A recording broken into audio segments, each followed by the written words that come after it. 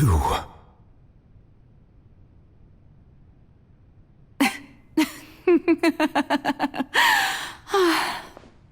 Sorry. That shocked expression on your face is just too amusing. I couldn't help myself. You are not Farina. Who are you? The sweet sound of bewilderment.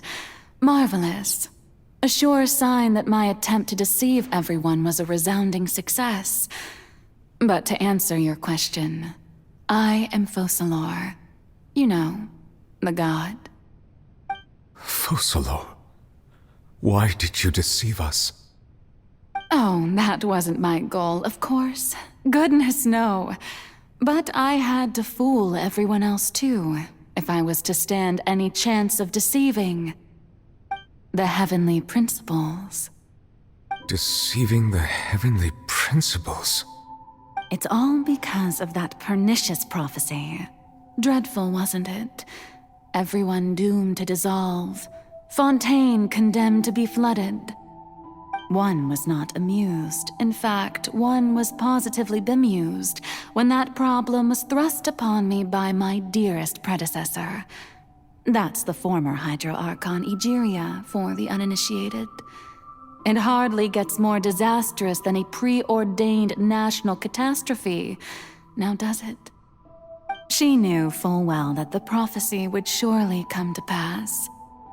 And as one of the seven, she also knew full well that one defies the heavenly principles at one's peril. So yes, as you have no doubt surmised, it was a rather impossible situation that I found myself in. I spent a terribly long time mulling it over, alone on the ocean floor.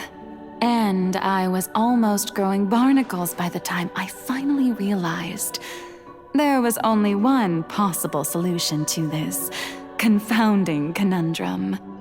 I had to outwit the heavenly principles, allow the prophecy to be fulfilled, ostensibly at least, while saving everyone at the same time.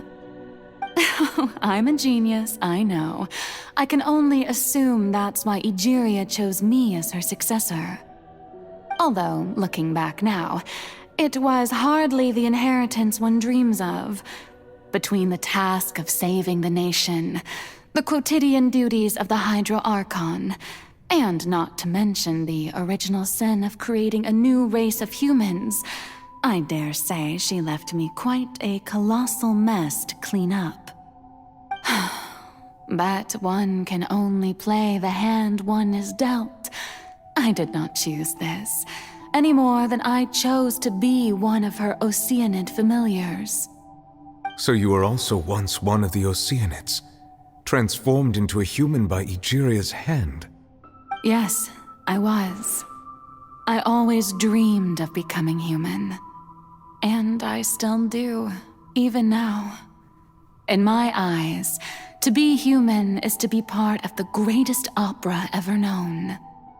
After becoming a god, I separated my divinity from my body and spirit, leaving behind only a self that was as naive and bewildered as my past self on her first day as a human being. The me you see before you now is that divinity, and the human counterpart I left behind, I named Farina. She could feel joy, sorrow, and everything in between.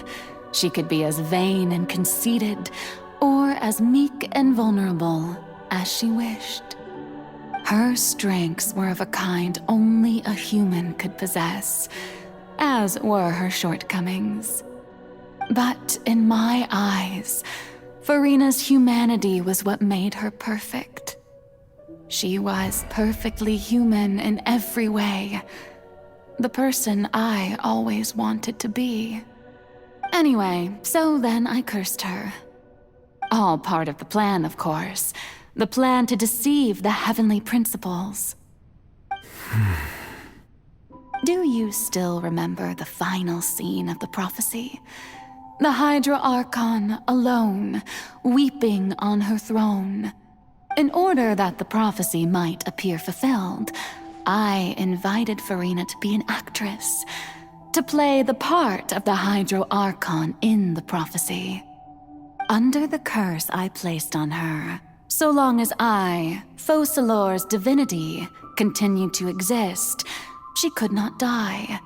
But nor was she free to live her life in the pursuit of happiness.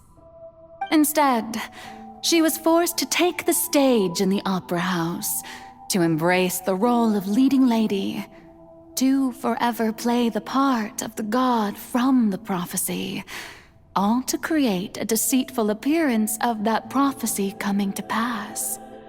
I suppose now you probably understand why your court is called the Opera Epiclese. But Farina is only human, isn't she? Even though she has had a long life, her mind is no stronger than that of any other ordinary human being. I cannot begin to fathom what she has had to endure. It must have been torture for her. It has indeed. And although she is, in a sense, me in human form, I most definitely owe her an apology for it. It's been 500 years. And all along, she's been playing her part in the most unimaginably long, unbearably lonely, and agonizingly painful opera of all time.